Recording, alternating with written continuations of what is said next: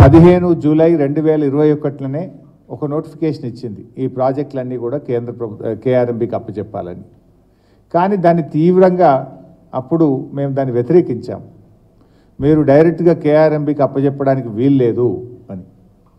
దాన్ని అప్పటి నుంచి కూడా జరుగుతున్నటువంటి బోర్డు మీటింగ్స్లో అటు ఆంధ్రప్రదేశ్ అటు కేఆర్ఎంబీ అంటే కేంద్ర ప్రభుత్వ అధికారులు దీన్ని అప్పచెప్పాలని ఒత్తిడి తెస్తూనే వచ్చారు. ప్రతి బోర్డు మీటింగ్లో కూడా అటు కేంద్ర ప్రభుత్వం ఇటు ఆంధ్రప్రదేశ్ ప్రభుత్వం ఇది వెంటనే కేఆర్ఎంబీకి అప్పచెప్పాలి అని వాళ్ళు మా మీద ఒత్తిడి పెంచేటువంటి ప్రయత్నం చేసినారు. కానీ ఆ రోజు మనం చాలా స్పష్టంగా చెప్పాం, ఇట్లా మేము ఏకపక్షంగా అప్పచెప్పడానికి సిద్ధంగా లేము. మా తెలంగాణ ప్రయోజనాలను కాపాడుతూ మాకు తెలంగాణకు న్యాయబద్ధంగా రావాల్సినటువంటి హక్కులను మాకు అందజేసిన తర్వాతనే మేము ఒప్పుకుంటాం తప్ప అప్పటిదాకా ఒప్పుకునే ప్రశ్నే లేదని చెప్పి కూడా మనం గతంలో స్పష్టం చేశాం. గతంలో కొన్ని డిమాండ్స్ కూడా పెట్టాం. మనం కేంద్ర ప్రభుత్వం ముందు ఏం పెట్టినామంటే, ఇది బోర్డుకు అప్పచెప్పాలంటే ముందు ఆపరేషన్ మాన్యువల్ ఫైనల్ చేయండి, ఈ ప్రాజెక్టులను ఎలా నడుపుతారు. ఆపరేషన్ మాన్యువల్ లేకుండా ప్రాజెక్టులన్నీ కేంద్ర ప్రభుత్వానికి అప్పచెప్తే రేపు అడుక్కునే పరిస్థితి వస్తుంది. దీనివల్ల జరిగే నష్టాలు నేను ఎక్స్ప్లెయిన్ చేస్తాను మీకు నేను. కానీ ఆ రోజు మేము ఎందుకు అప్పచెప్పలేదు? కేంద్ర ప్రభుత్వం ముందు కొన్ని డిమాండ్లు పెట్టినాం కేఆర్ఎంబీ మీటింగ్లో. మీరు ముందు first of all operation manual final చేయండి, నంబర్ 1. నంబర్ 2, ట్రిబ్యునల్లో కృష్ణానదిలో తెలంగాణ ఆంధ్రప్రదేశ్ల వాటా ఇంకా నిర్ణయం జరగలేదు. అప్పుడు అడ్హాక్ బేసిస్లో 1 సంవత్సరానికి అని చెప్పి మీరు కేటాయించారు. కానీ ఫైనల్ ట్రిబ్యునల్ అవార్డు వచ్చేదాకా కృష్ణానదీ జలాల్లో 50% తెలంగాణకు 50% ఆంధ్రాకి ఇచ్చే విధంగా నిర్ణయం తీసుకోండి, నంబర్ 2.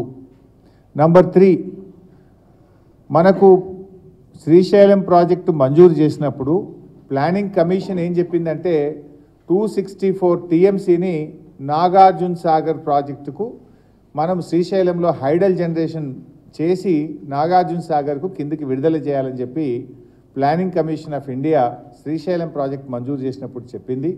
ఆ ప్రకారంగా 264 టీఎంసీలు విద్యుత్ ఉత్పత్తి చేసి నాగార్జున సాగర్కు విడుదల చేసే విధంగా మీరు ఈ రూల్స్లో పెట్టండి. Number 3, drinking water. మనం ఏదైతే హైదరాబాద్ డ్రింకింగ్ వాటర్కి వాడుకుంటున్నాం, అదేవిధంగా మిషన్ భగీరథ కింద మహబూబ్ నగర్, నల్గొండ, ఖమ్మం జిల్లాలకు కూడా త్రాగునీరు వాడుకుంటాం. మనకు బచావత్ అవార్డు ఏం చెప్పిందంటే, ట్రిబ్యునల్ అవార్డులో బచావత్ అప్పుడు ఇచ్చినటువంటి KWDT 1 అవార్డులో ఏం చెప్పారంటే, త్రాగునీటి అవసరాలకు వాడుకునేటువంటి నీటిలో కేవలం 20% మాత్రమే మనము అకౌంట్ చేయాలి. ఎందుకంటే మళ్ళీ 80% రీజనరేషన్ కింద తిరిగి మళ్ళీ ఆ నీరు వస్తుంది కనుక యూ షుడ్ కౌంట్ ఓన్లీ 20% అని ఉంది. కానీ ఇప్పటిదాకా వీళ్ళు ఏం చేస్తుండ్రు, మనం హైదరాబాద్కు ఉదాహరణకు 16 టీఎంసీలు వాడితే మొత్తం 16 టీఎంసీలు లెక్క కడతా ఉన్నారు. యాక్చువల్గా ఎంత కట్టాలో 20% అంటే 3 టీఎంసీలు మాత్రమే లెక్క చేసి మిగతా 13 టీఎంసీలు తిరిగి మన తెలంగాణ రాష్ట్రం వాడుకోవడానికి వాళ్ళు ప్రొవిజన్ ఇవ్వాలి. ఈ విషయంలో క్లారిటీ ఇవ్వండి, దాన్ని మాన్యువల్లో చేర్చండి. మరి డ్రింకింగ్ వాటర్లో మనకు బచావత్ అవార్డులో 20% అకౌంటబుల్ చేయాలని చెప్పారు, కానీ మీరు మొత్తం అకౌంటబుల్ చేస్తూ ఉన్నారు. అదేవిధంగా ఇప్పుడు మిషన్ భగీరథ కింద కూడా మనం అటు శ్రీశైలం నుంచి వివిధ ప్రాజెక్టుల నుంచి కృష్ణా బేసిన్లో మహబూబ్ నగర్, నల్గొండ, ఖమ్మం కూడా వాడుతున్నాం. అక్కడ కూడా 20% అకౌంట్ ఫర్ చేయాలని చెప్పి డిమాండ్ పెట్టాం. 4వ డిమాండ్ ఏం పెట్టినామంటే క్యారీ ఓవర్ ఫెసిలిటీ. జనరల్గా మనం ఏం చేస్తాం, సాగర్లో కానీ ప్రాజెక్టులో కొన్ని మనకు అలకేట్ అయిన వాటర్ను ఆ సంవత్సరం వాడుకోకుండా కొంత కాపాడుకుంటాం కొన్ని సందర్భాల్లో, లేదా ఒక గుడ్ ఇయర్లో కూడా కొన్ని నీళ్లు మిగులుతాయి మనకు. ఎందుకంటే నెక్స్ట్ ఇయర్ సకాలంలో వర్షాలు పడక నీళ్లు రాకపోతే నెక్స్ట్ ఇయర్ డ్రింకింగ్ వాటర్ అవసరాలను దృష్టిలో పెట్టుకొని కూడా కొన్ని కాపాడుకుంటాం. సపోజ్ నీళ్లు బాగా వచ్చినాయి, మరి మనం కాపాడుకున్న నీళ్లు క్యారీ ఓవర్ ఫెసిలిటీ కింద తిరిగి తెలంగాణ వాడుకోవడానికి హక్కు కల్పించాలి అనేటువంటి అంశాన్ని కూడా మనం ఆ రోజు డిమాండ్ చేశాం. అదేవిధంగా MDDL ఆఫ్ శ్రీశైలం